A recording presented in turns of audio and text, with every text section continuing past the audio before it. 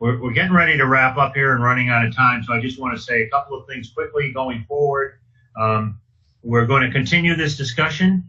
We've had a couple of questions come in here that we probably won't have time to get to. Chuck and I are going to be doing some blog postings on the Lucid IQ site, and the URL for that is down there in your lower right-hand corner. We're going to continue that discussion on the blog. We're going to be at the ILTA conference next month for any of you who are attending.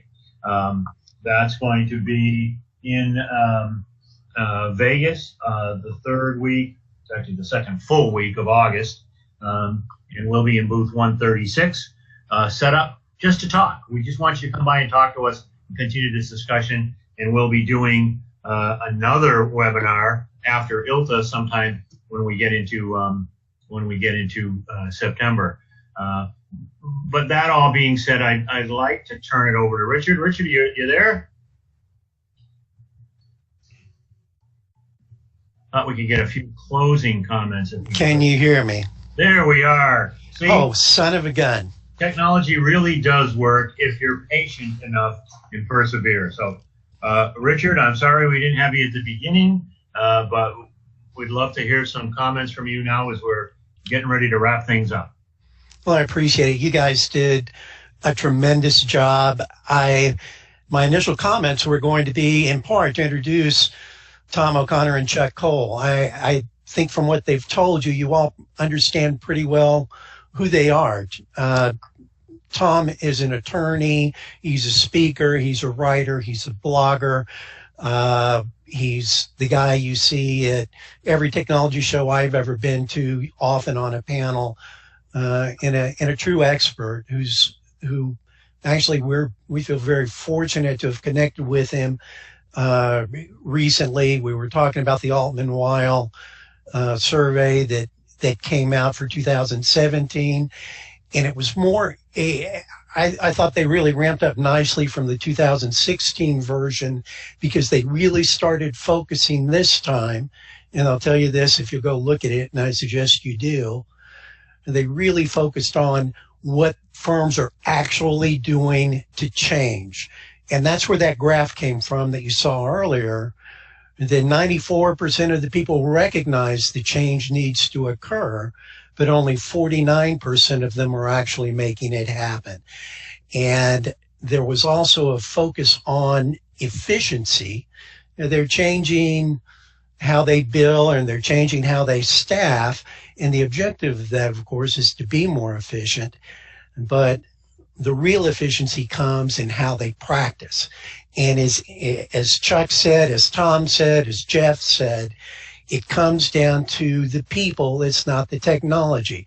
The system is made up first of the people, and we say process, but really process includes the information, how that information flows.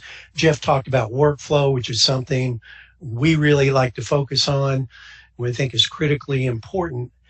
But instead of just the people and the processes, what's critically important from my point of view is that the leadership understands what's entailed here. Chuck said it again and again. This is hard. Complexity is hard. Implementation is hard. Change is hard. We need to focus on the fact that this is not an easy thing to do, and it takes attention, it takes resources, including internal people and money. One of the biggest objections we run into when we go in to do an implementation is that they really don't want to pay people to come in and ask a lot of questions and figure out what they're doing and reconfigure how they're doing it and tell this department or this operation how to improve their efficiency. It doesn't have to happen that way. It's something that we do as consultants. Chuck's background, his MBA in knowledge management, his Six Sigma certification, his Deloitte consulting, his entire background goes to these things. But what's really critically important is that not just the implementation vendor manager take responsibility for making it happen. The responsibility is with the good project managers internally that make certain the elements are properly incorporated, that we get all of the points of view that need to be gathered. And the more of that can be done internally, the less the upfront cost and the easier it is to consolidate and in a good, consistent format, convey that information to the vendor, and you end up with a true partnership.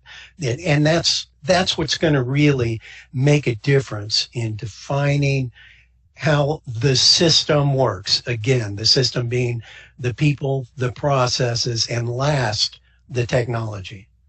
So that's all I've got to say, except to reiterate that we will be at ILTA. I hope we can continue this conversation there, and really appreciate all of your attending today, and hope you get something out of it. Are we going to take a little bit of time, go over here to answer questions, or are we going to go ahead and sign off here, Tom? You know what? I've got two questions that came in that I'll answer real quick, being mindful of people time. We're up on the 1 hour we promised. But I just want to say, and if either of you guys can weigh in on this. One was, this is great. You've identified this problem. You've talked about getting these people to sit down and talk. But how do I get that buy-in? How do I leverage getting people to have this conversation? I think one thing is from my perspective, is to bring in folks, as you just mentioned, Richard, people who have backgrounds and credentials that will allow you to work in a collaborative manner to make this happen. I showed that graphic there from 2001, open the pod bay door, Hal. We have to get to the point where we are collaborating and talking on that. So any comments you guys have real quick about that, I think people would like to hear. Yeah, I think if you go to root issues with senior management and understand that, they do have expectations to get some kind of real return on investment, and kind of sell them on the idea that a collaborative partnership is critical, that we make sure that we're focused on solving the most critical problems, that we do it in a phased approach.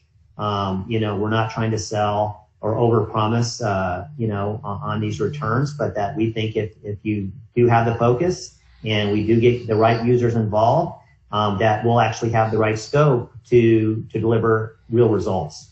And if you take that business approach with, I think, some of the senior leadership of a firm or organization, I think that makes sense.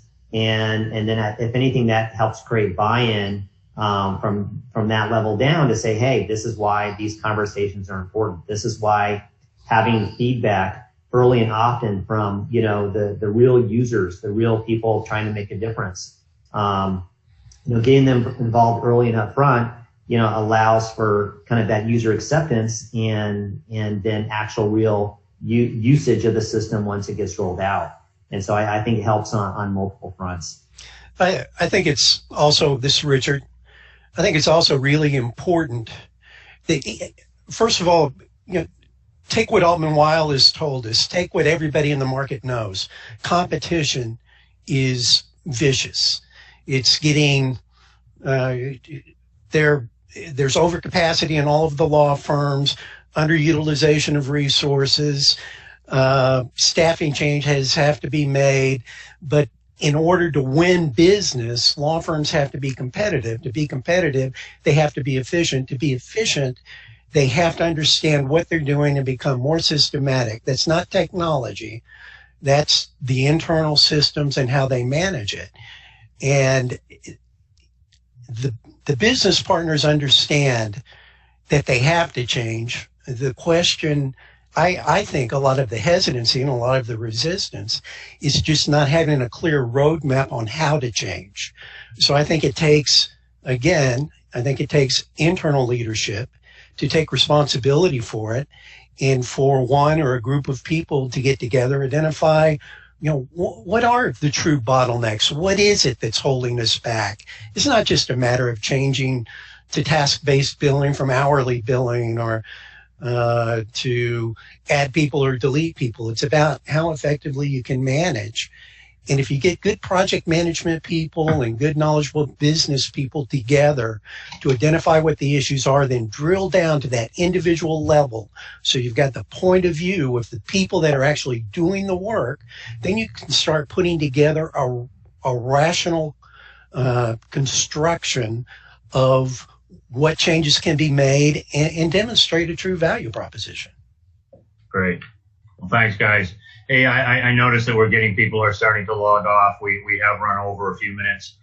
We've had several people ask about the technical competence issue that I mentioned. And I'll just say, because we want to let people go and we don't want anybody else to miss anything, we're going to follow up on that. Chuck and I will continue that discussion, and I promise that we will have something on the blog on the Lucid IQ website within the next week. So we'll follow up with you folks about that questions and encourage you to either send us emails. Our contact info is here on the screen, or to come out and see us at ILTA. And please look forward to our next webinar, where we're going to dive down into these issues in a little bit deeper detail.